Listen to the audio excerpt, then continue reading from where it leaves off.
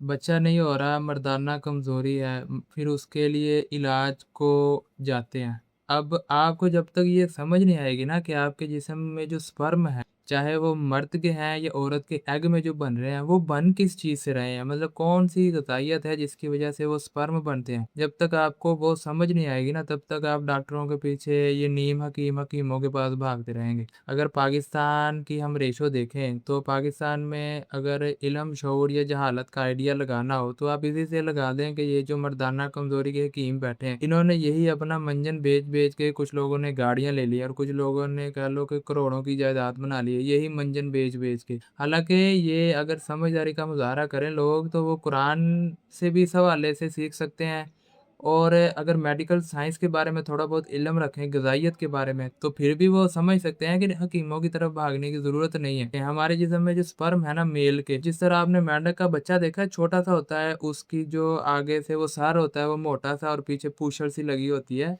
तो स्पर्म होता है मेल का इस तरह का और उसका जो आगे वाला सर है वो बना होता है कैल्शियम का और पीछे दुम टाइप वो होती है ज़िंक की।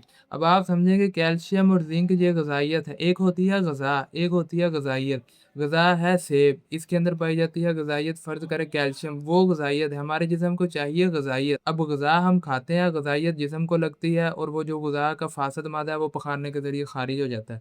अब आपके जिस्म को कैल्शियम और ज़िंक चाहिए, कैल्शियम दूध से, ज़िंक मछली खाने से। अगर आप महीने में 1 किलो मछली खाते हैं, मतलब 1 महीने में अगर आप 1 किलो मछली खा लेते हैं, तो आपके जिस्म का जो ज़िंक है वो पूरा हो जाता है। मछली में आपको ये नहीं कह रहा कि जो फार्मों से मिलती है, अगर फार्मी मछली खानी है तो फिर ज़ाहिर-सी बात है वो 1 किलो खाएँगे तो उसके अंदर ग़ज़ाइया आध पाव जो है वो बामुश्किल उसके अंदर ग़ज़ाइयत पाई जाएगी ना। मछली है दरियाई या समंदर की मछली जिसमें नेचुरल किस्म की ग़ज़ाइयत पाई जाती है, जो कुदरती चीज़ें खाती है। आप महीने में 1 बार अगर खाते हैं 1 किलो मछली तो आपके जिस्म का जो ज़िंक है वो पूरा रहता है। अगर आप मछली नहीं खा पाते, आपके अंदर इतनी काबिलियत या आपके अंदर इतनी कैपेसिटी पैसे के हवाले से नहीं है, फिर आप जो है बैंगन का इस्तेमाल करें। बैंगन के जो ऊपर छिलका होता है वो भी ज़िंक होती है। लेकिन आजकल प्रॉब्लम ये आ रही है कि लोग जो है बैंगन तो खा रहे हैं लेकिन उसके ऊपर का छिलका उतार के शहरों में शायद ज़्यादातर यही चल रहा हो जिनको इस हवाले से पता नहीं है। अब वो छिलका जो है उसमें भी ज़िंक पाया जाता है। अगर आप मछली नहीं खा सकते तो कम से कम हफ्ते में 1-2 बार बैंगन का भरता बना के खा लें, फिर भी आपके जिस्म की वो जो ज़िंक की कमी है वो पूरी हो जाएगी। और कैल्शियम के लिए आपको दूध चाहिए,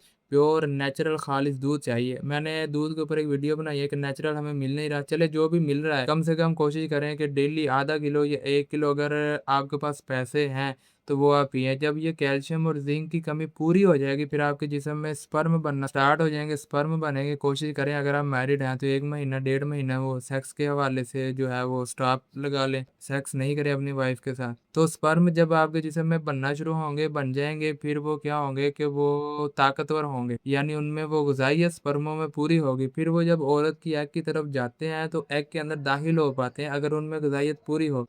अगर स्पर्म में ग़िज़ाइयत पूरी नहीं है, स्पर्म मुकम्मल तौर पे ताकतवर नहीं बना है, फिर औरत की एग की तरफ जाते तो हैं लेकिन एग में दाखिल नहीं हो पाते। कई बार आप डॉक्टरों के पास जाते हैं, वो कहते हैं प्रॉब्लम नहीं है आप दोनों में, क्योंकि जरासीम आपके अंदर भी है, जरासीम फीमेल की एग के अंदर भी है। यानी जरासीम से मुराद वो स्पर्म। लेकिन क्या है कि आपके स्पर्म कमज़ोर हो सकते हैं।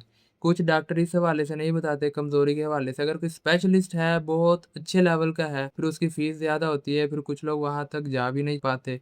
तो जो नॉर्मल है बस उनको ये होता है कि स्पर्म आपके हैं। आप लैब टेस्ट करवाते हैं ना, वहाँ पर आपके स्पर्म जो है वो आ जाते हैं। स्पर्म ताकतवर हैं या कमज़ोर हैं, ये शायद नहीं बता पाते वो। इतने बताएँगे कि स्पर्म आपके जो हैं वो पूरे हैं। अब आप हकीमों के पास जब जाते हैं, हकीम आपको क्या देता है? हकीम आपको देता है मंजन। उसमें क्या होता है? उसमें उन्होंने अखरोट, पिस्ता, बादाम और जड़ी-बूटियाँ वो इस्तेमाल की होती हैं, जिनमें ग़िज़ाइयत पाई जाती है, कैल्शियम और ज़िंक पाया जाता है। जब आप वो चीज़ खाते हैं, तो आपके जिस्म में वक़्ती तौर पे कैल्शियम और ज़िंक की कमी पूरी होती है। फिर आप महीना इस्तेमाल करते हैं, हकीम भी आपको कहते हैं कि जितनी देर आपने ये हमारी मंजन इस्तेमाल करनी है, ये हमारा जो है मजून इस्तेमाल करना है, अपनी वाइफ़ के पास आपने नहीं जाना। हफ़्ता, 2 हफ़्ता या ज़्यादा से ज़्यादा अगर आपने महीना वो इस्तेमाल करना है, तो वो कहते हैं वाइफ़ के पास नहीं जाना। इसलिए नहीं जाना कि आपके जिस्म में जो स्पर्म बन रहे हैं, वो बन जाएँ और थोड़े बहुत ताकतवर हो जाएँ। अगर थोड़े बहुत वो ताकतवर हो जाते हैं, फिर क्या करते हैं महीने के बाद जब आप सेक्स करते हैं, तो आपकी वाइफ़ को क्या हो जाता है, हमल ठहर जाता है। हमल ठहर जाता है, स्पर्म अगर थोड़ा बहुत कमज़ोर भी हो, हमल ठहर जाता है। ठहरने के बाद फिर वो ज़ाया क्यों हो जाती है? क्योंकि वो ग़िज़ाइयत उनको मुकम्मल नहीं मिल बच्चे को भी मुकम्मल खुराक नहीं मिल रही होती। मैं ये बातें इस हवाले से कर रहा हूँ अगर फीमेल की हेल्थ बिल्कुल ठीक है, अगर उसको कोई कमज़ोरी बीमारी नहीं है, अक्सर को बीमारी भी होती है, वो बीमारी ख़ैर अभी डिस्कस नहीं करते, तो हकीमों के पास भागते हैं, हकीम सिर्फ़ आपको यही देते हैं। अगर आप वही चीज़ें जो हकीम आपको दे रहे हैं, अगर वो आप घर में पैसे लगा के खुद इस्तेमाल कर लें, तो आपके जो स्पर्म है वो बन जाएँगे। क्या कर लें? खुश्क मेवज़ात इस्तेमाल कर लें।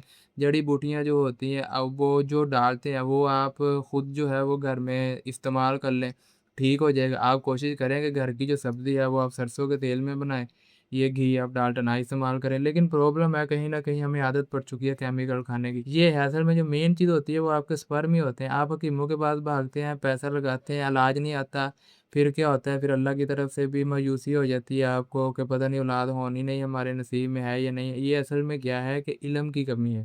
मायूस नहीं होना चाहिए आपको किसी भी हाल में। आपको पता है कि हज़रत इब्राहीम अलैहिस्सलाम को कितने साल की उम्र में जो है वो उनको औलाद हुई है और जो उनकी बेगम है यानी हज़रत सारा अलैहिस्सलाम, उनको कितनी साल की उम्र में जो है वो औलाद हुई है।